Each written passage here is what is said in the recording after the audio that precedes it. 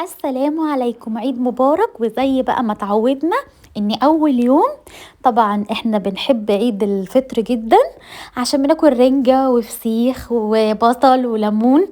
وطبعا ما تحلاش السفرة غير بلمة الحبايب. تعالوا موريكم بقى انا عملت ايه لضيوفي حبايبي. هنا جبت فسيخ. انا بدأت ان انا افتح الفسيخ كده زي ما انتم شايفين وارصه في الاطباق عندي.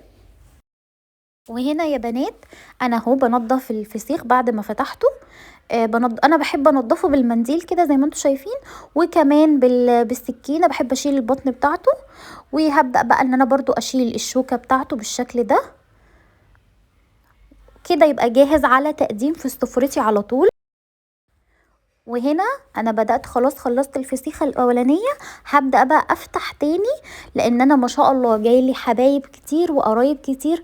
ربنا يخلي الحبايب يا رب ويجعلنا دايما ملمومين في الخير وفي السعادة. وما تنسيش لو وصلت لحد هنا في الفيديو لازم تصلي على النبي في الكومنتات يا ست الكل. هبدأ بقى اهو، بصوا طبق التقديم بتاعي.